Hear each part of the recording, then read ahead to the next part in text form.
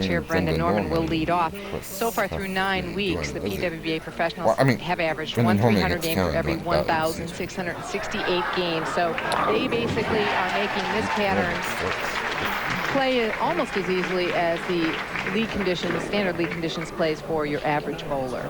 And it just shows how skilled some of these ladies are out here to duplicate shots.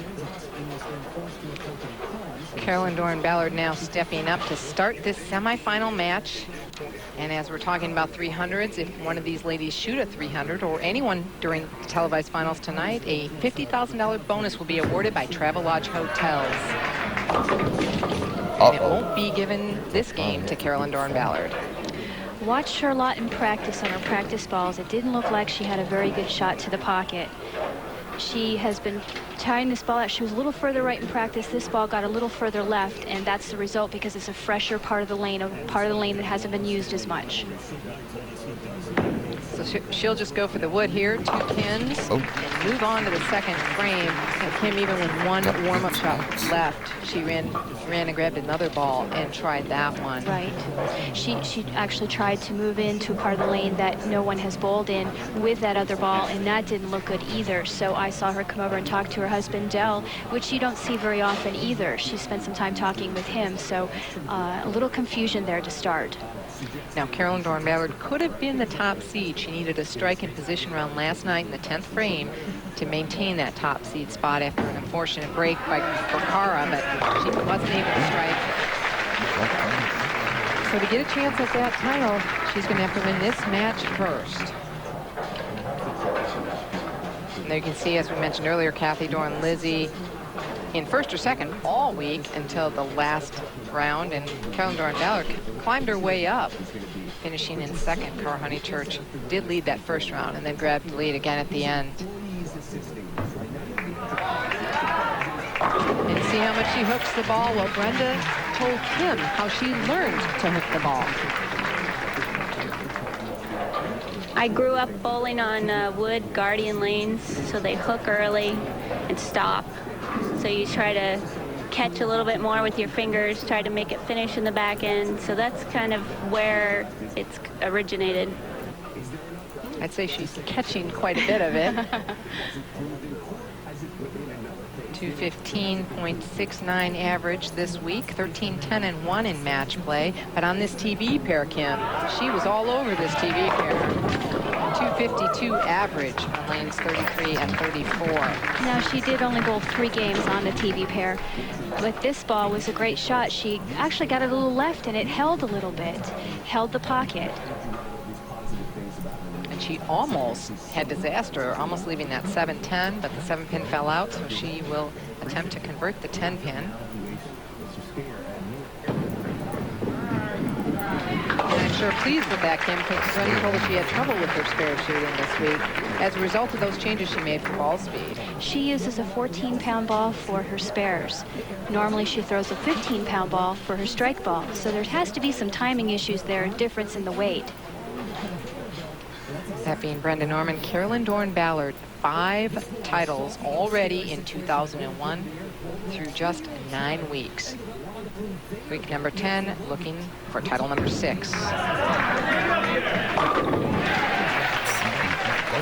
is right back on it and has figured out whatever her indecision was. She obviously has made a good choice here on this pair as she trails by just 1 pin. Working on 2 strikes here.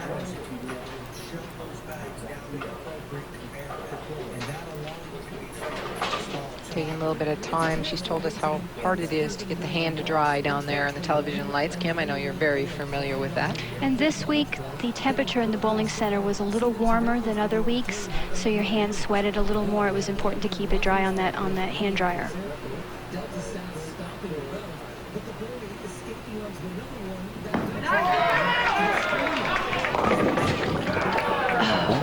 And leaving that 10, but actually almost a 7-10 for Carolyn on that shot. It didn't come off her hand quite as good as some of her other shots. She didn't hit the ball with her fingers to create more rotation at the bottom as much as she can, and I think that was the result.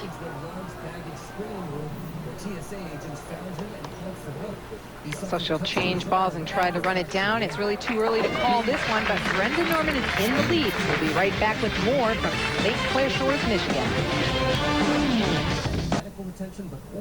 I can't wait for tonight. The kids are coming? Great. No, Uncle Todd is out. Oh, wait. We're back in the semifinal match of the Sport Bowling Challenge. Brenda Norman with 3 strikes in a row. Carolyn Ballard with a double of her own. Brenda Norman now in the lead by 8 pins. Had a 6 count on that first shot as we went away. And Kim, you noticed that it was a speed issue? It was. She got a little slow, and you could see it in the ball, and it hit the nose, and she's made up for it now. She's not ready to relinquish this match. 15-8-1 in match play for Carolyn Ballard. Brenda Norman not watching. Seems to be the trend lately out here, and it's probably a very good idea. Big shot by Carolyn Ballard, and she talked to us about how she likes the sport bowling conditions. I do think for overall it's been good. A lot of the girls say it has credited them for their good shot making and not credited them for the bad shot making. It's been tough on some weeks and been a little easier on others. So it has let a variance of a lot of different games play. Yet, let's face it, I mean, when you're on a roll, things go your way. I'm probably a bad judge of character right now on the sport condition, but I mean, when things are going your way, they're just going your way, and when your roll match, it matches. Well, things aren't exactly going her way right now as she trails by 8 pins. She steps up in the 8th frame, working on 3 strikes. Max score possible, 257. Brenda Norman, 265. I think both of these players have forgotten that the second match is supposed to be low scoring, isn't it? No one told them that. It typically progresses throughout the evening with the sport bowling. She made the TV exactly. That was 1999 when she made it with Carolyn Ballard in the doubles. That was actually her last telecast. Her last singles event would have been during the Queens tournament of '99 prior to this. And she hasn't really even made too many top 24s. Well, you wouldn't know it by watching her bowl right now, Mike. Gosh. She just throws the best aggressive shot right here, right through the face. Watch her face right here. She's so intense. You wouldn't know it if she's sitting there. She's real quiet, but she's into this. She wants this. She is so quiet. That's a very good point. When you see her on tour, you think, boy, doesn't she ever talk? But she really is a very bubbly person and one of the most intense competitors.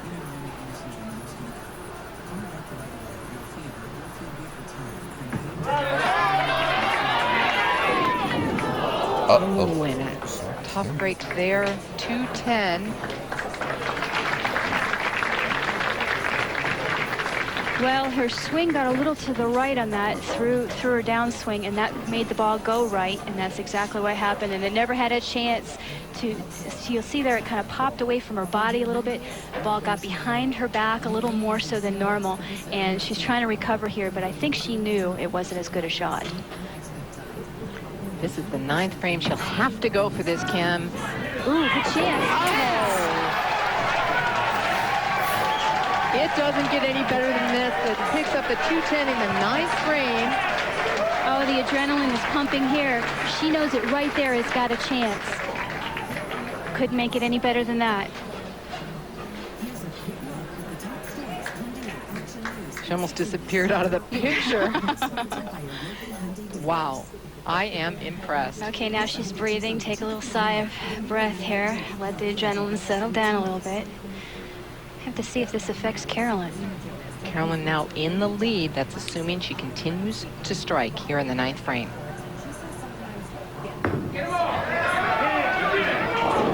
Uh-oh. Oh, and I don't know when I've seen a bigger break than that, and she can't move off the approach. And what exactly hit that pin in the back? Boy, you see the front pin fall, and the back pin fell just so late. Ever. Oh, my. What's her reaction? And you just heard her say when things are going your way, they're going your way. There is no doubt here. Things are going Carolyn Ballard's way. And now she's trying to regroup, taking an extra moment. That frame's over. Time to move on. There you can see 5 strikes in a row. She can still strike out for 257.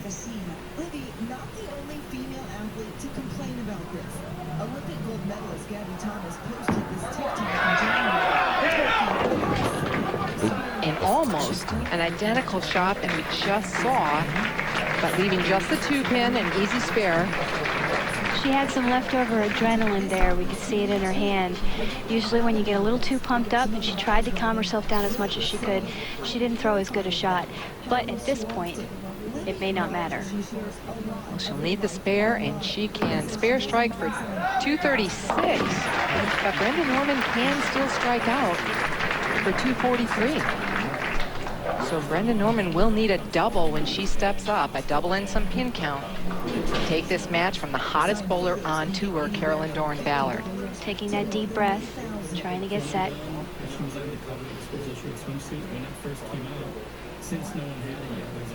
Here, come on.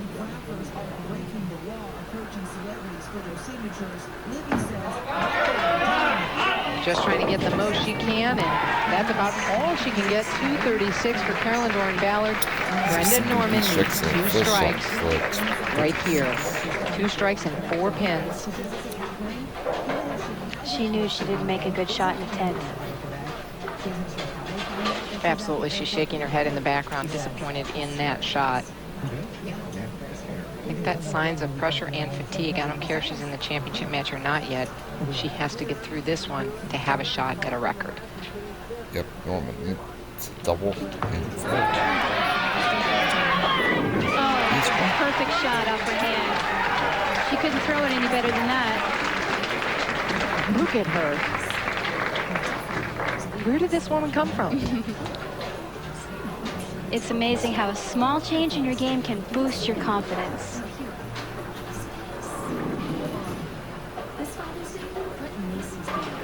When you're confident like this, or like Carolyn, you know halfway through your approach is going to be a strike.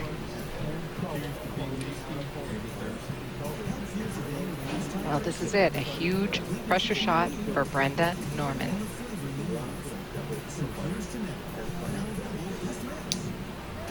Yep, Norman needs to hit for him. And she carries the light hit. There's her dad, Ted Norman, standing up, screaming. He was ready to run that one out with her. There's a look at Mom D. Norman. Just double checking that she won that game.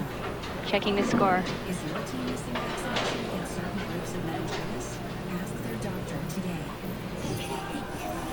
So with just 4 pins here, will go Carolyn Dorin Ballard's chances of a record 4th straight title, and 7 is enough. So Brenda Norman survived. When we come back, we'll recap the Fort Road to the final match.